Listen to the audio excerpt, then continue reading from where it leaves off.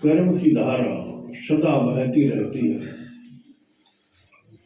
With निषेधमय कलबल हरणी, कर्म कथा रविनंदन वर्णी।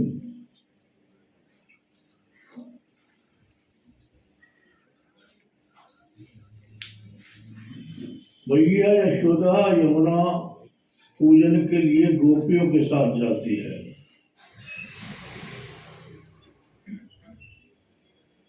गोपियों के साथ मैया यशोदा यमुना जी का पूजन करने के लिए जाती है। कन्हैया ने देखा मैया कहाँ जा रही है, कहा लाला यमुना जी का पूजन करने जा रहे हैं, तुम यहीं खेलो। कन्हैया ने कहा नहीं भैया हम भी चलेंगे। भैया ने कहा तुम काय को जिद कर रहे हो, चलोगे? तुम कब से पुजारी बन गए, तुम तो चोरी की आदत है, तुम तो चोरी करते हो।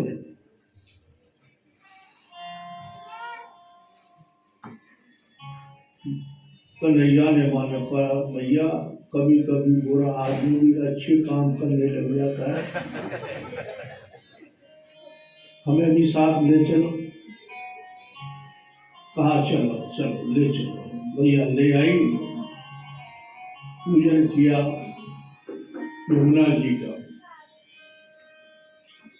पूजन करके दीपक जलाए, आरती की यमुना जी की। आरती करके दिए छोड़ती जा रही है मैया। कन्हैया को किनारे पे बैठा दिया, यहाँ बैठो, यहाँ से कहीं भी उठना मत। कन्हैया बैठे हैं आनंद के साथ, दिए जलते हुए जो जा रहे हैं। कन्हैया उनके पास से जो दिए निकल रहे हैं, पास समीप से जो आ रहे हैं, उनको उठा उठा करके कन्हैया जाके अपने पीताम्बर पर रखते जा रहे हैं। दूर से जा रहे हैं वो तो जा ही रहे, जो नजदीक आ गए, जो किनारे आ गए, कन्हैया के समीप आ गए, उनको कन्हैया अपने कर कमलों से उठाकर अपने पास रखते जा रहे हैं। चरणों की प्रार्थना की, यमुना जी की प्रसन्न आशीर्वाद मांगा। मैया ने यमुना जी से मेरा लाला सदा प्रसन्न रहे। यमुना मैया गोपियों ने भी हमारा कन्हैया सदा खुश रहे, प्रसन्न रहे, प्रार्थना की।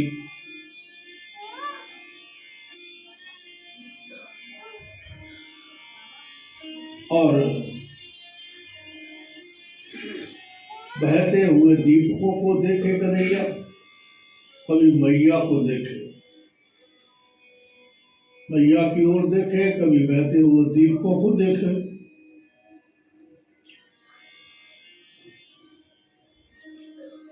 मतलब कहने का कन्हैया ये बताना चाहते हैं कथा के माध्यम से कि तुम जन्मों से, कई जन्मों से बहते जा रहे हो कर्म की धारा में। जीव कर्म की धारा में कई जन्मों से बह रहा है, कई जन्मों से बह रहा है। और भगवान देख भी रहा है, भगवान देख भी रहा है बहते हुए जीव को कर्मों की धारा में अनादिकाल से। मानो कन्हैया कहते हैं तुम अनादिकाल से ये कर्म की धारा में बह रहे हो, बहते जा रहे हो।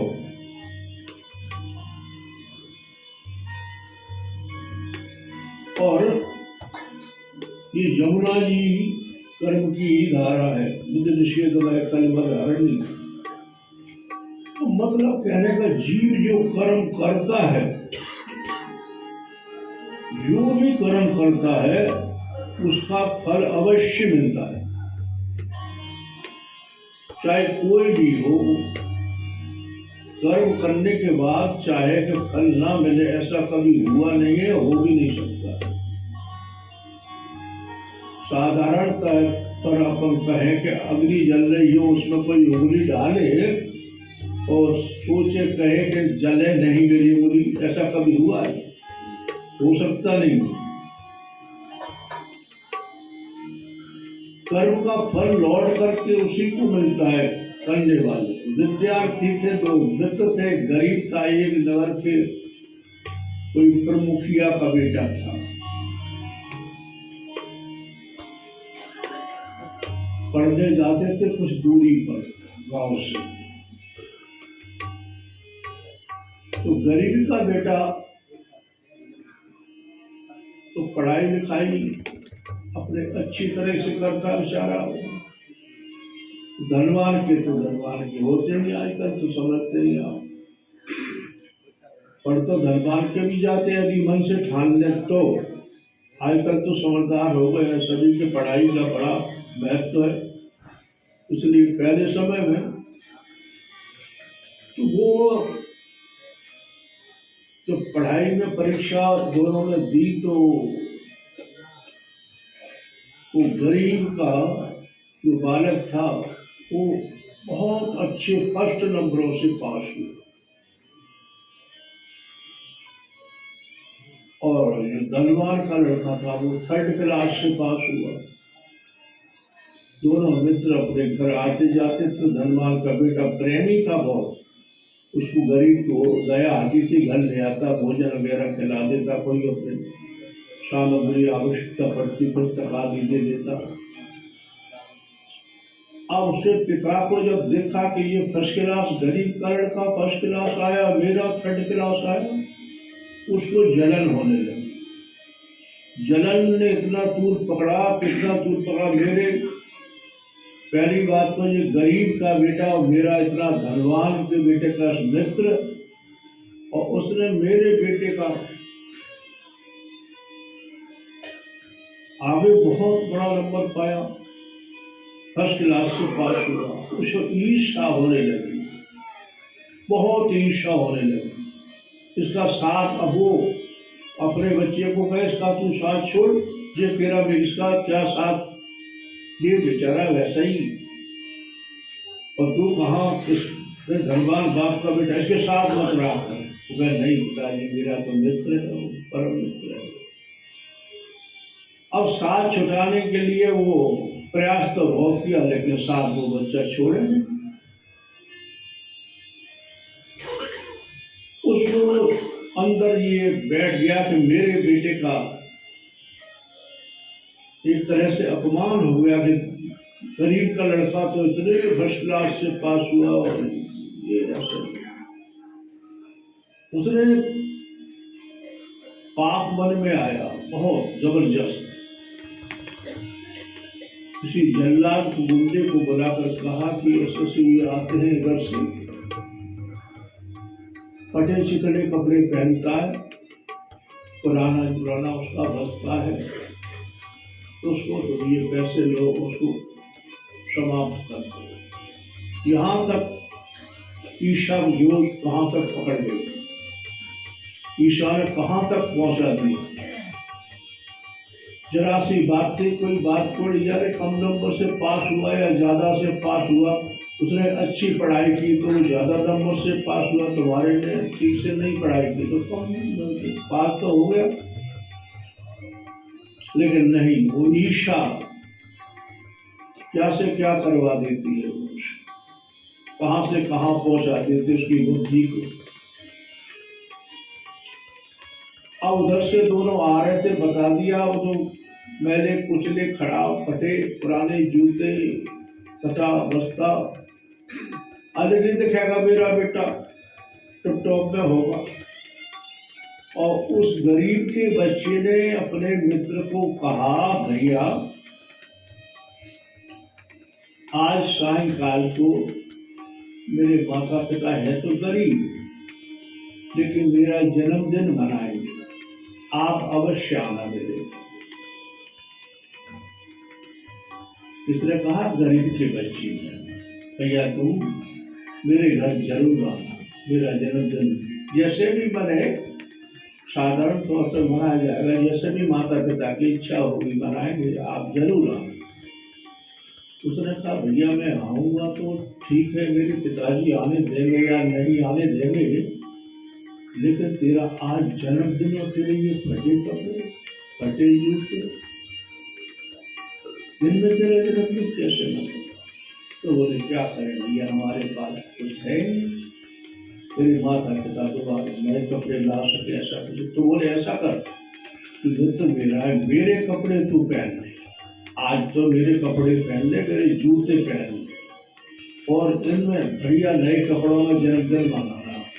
मुझे मेरे पिताजी आने देंगे तो आ जाऊंगा, नहीं तो कोई बात नहीं, मेरा आशीर्वाद तेरे साथ है। अब दोनों आ रहे, वो जल्लाद छुपाए झाड़ियों में। उसने समझा दिया था कि तो फटे पुराने कपड़े मैले गंदे पहने होगा वो है वो लड़का, साफ सुथरा टिप टॉप में होगा वो है मेरे लड़का, उसको खत्म कर देना। जैसे ही देखा तो ट्रांसफर हो गया था सारा उसको कपड़ों में, तो चेंजिंग आ गई। देखा कि ये होगा, वो जो घटना घटनी थी गरीब के साथ, वो घटना घटी उस अमीर के बेटे के साथ। मतलब कहने का कि कर्म कैसे घूम करके आता है, ये बताने वाली बात है। कर्म से कोई बच नहीं सकता। कर्म किस प्रकार से घूम के आता है, क्या होना था, कैसे होना था, क्या वो घुमा के कर्म आया, वो उसके साथ घटना घटी। जब बच्चा नहीं आया, खोजबीन करी, झाड़ियों में जाकर के वो देखा, तलाशा, उसको कहा तो भाई क्या हुआ? बोले आपके कहे अनुसार मैंने तो काम कर दिया। जाकर के खोजबीन की तो लड़का मिला उसी धनवान था, नगर के मुखिया का। अब तो रोता है, सिर पटकता है, अरे दुष्ट तूने ये क्या कर दिया, ये क्या कर दिया? बोले आपने जो बताया था कि ऐसी ऐसी पहचान है उसको, मैं तो वही किया। अब लड़के को बुलाया, हो गरीब के लड़के को बुलवाया गया, उसको पुलिस के द्वारा पूछताछ हुई, क्या हुआ क्या नहीं हुआ, कैसे आज ये घटना घटी। तो बताया कुछ नहीं, घटना क्या घटी, हम दोनों आ रहे आपस में। मैंने कहा भैया आज मेरा जन्मदिन है, आज शाम को मेरे घर आना। उसने कहा कि भैया तेरा जन्मदिन है, मैं आ पाया नहीं आ पाया, लेकिन ये फटे पुराने कपड़ों में तो जन्मदिन मनाएगा, और हम रोज कपड़े बदल बदल के पहनते नए नए, आज तू मेरे कपड़े पहन ले।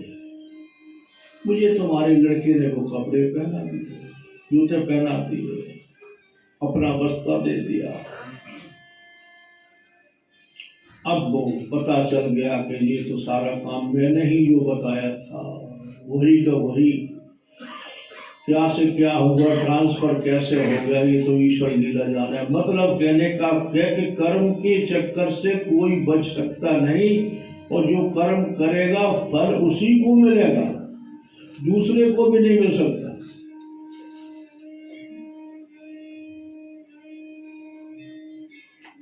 दूसरा नहीं, जिसने किया है उसी को मिलेगा फल, कर्म का फल। कर्म इतना गहन है, इसलिए कर्म से हमेशा सावधान रहना चाहिए। कर्म करते समय विचार करना चाहिए, सोचना चाहिए, समझना चाहिए, परिणाम की ओर ध्यान देना चाहिए। आपने सुना है एक आदमी जैसे जा रहा है, सामने गर्मी के दिन है, गर्मी के दिन है, जा रहा है, सामने बगीचा है, उसको बड़ा बढ़िया आम का बगीचा दिखाई दिया, पके हुए आम लगे, बड़े सुंदर आम, पके हुए पीले पीले आम लगे। उसने देखे आम के वृक्ष पर लगे हुए फल पके हुए, मन में आया कि आम तोड़ने खाने लायक हैं, पके हुए आम हैं। देखे, दिखाई दिया तो चल करके गया, चल करके गया और चढ़ा और तोड़े।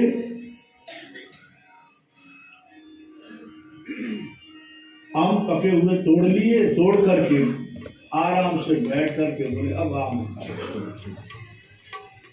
बैठ करके आम को खाने लगा। खाने लगा तो बाग का मालिक आ गया। उसी वृक्ष के नीचे बैठकर तो सोच रहा था कोई यहाँ है ही नहीं और खाने वाला कौन है इस समय, लेकिन कुदरती वो उसका मालिक आ गया। देखा तुमने इतने आम तोड़ लिए मेरे, किसकी आज्ञा से तोड़े? अब वो क्या कहे किसकी आज्ञा से, वो तो मन की आज्ञा से तोड़े। बेचारा आके पीठ पे उसके 2-4 डंडा समझो रखते गाँव वाले, धड़ाम धड़ाम धड़ाम पीठ पे डंडे दे मारे। अब बेचारा आंसू टपका रहा है। अब देखिए आप कर्म की लीला कि आम पके हुए देखे आंख ने, चल कर गए आम के वृक्ष के पास, पांव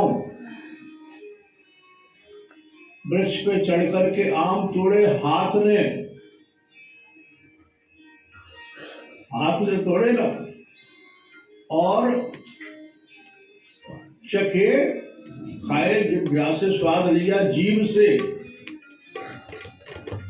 ने स्वाद लिया, लेकिन उसने भी नहीं रखा, वो रस भेज दिया पेट में। आम का रस था वो पहुंच गया पेट में, जिह्वा ने भी नहीं रखा।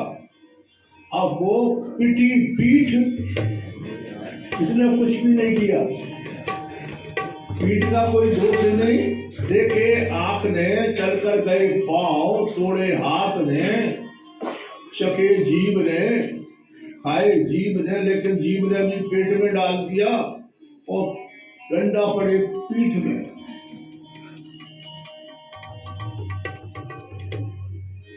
और रो रही है आंख, आंसू टपका रही है आंख। अब देखिए आप कर्म की लीला, न तो आंख ने वो तोड़े, न आंख ने चखे, न आंख ने कोई पुरुषार्थ किया, केवल देखे थे। देखने के कारण ये सारा कर्म बना।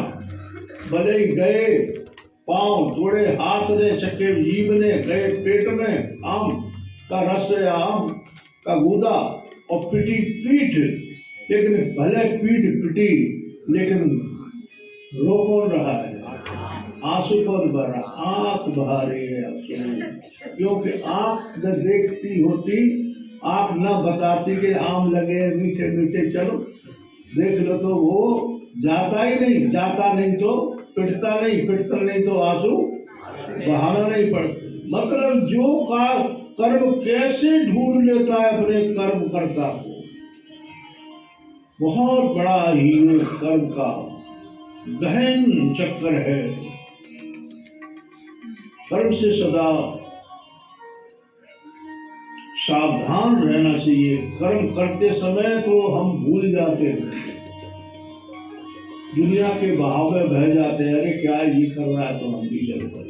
नहीं, वो कर रहा है उसे करने दो भैया, तुम सावधान रहो। क्योंकि कोई सूरदास कुएं में गिर जाए, गड्ढे में गिर जाए, तो लोग दया करेंगे, कहेंगे अरे राम राम, बेचारा आंख नहीं थी गिर गया। वो आंख वाला गिर गया तो दुर्कारेंगे, अरे मूर्ख तू अंधा था क्या, तुझे तो भगवान ने आंख दी, फिर भी गड्ढे में गिर गया। मतलब मेरा कहने का कि संसारी आदमी यदि कोई गलत कर्म करता है तो वो बिना आंख वाला है। आप लोग सब आंख वाले हो, सत्संगी हो, आप लोग सत्संग सुनते हो, आपसे कोई भी गलत काम नहीं होना चाहिए। कहने का मेरा मतलब ये है, सत्संग आंख देती है, दृष्टि देती है, समझ देता है सत्संग।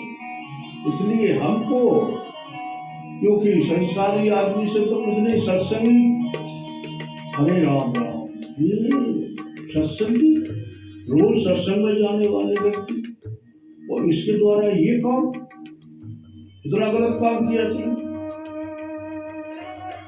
उस पे जुर्म ज्यादा है, संसारी आदमी पे नहीं है। जैसे सूरदास पे नहीं है गिरने का, ऐसे ही संसारी आदमी पे भी फिर भी माफी, लेकिन सत्संगी को सब पता होते हुए भी यदि वो गलत काम करता तो उसके फल से वो बच सकता है।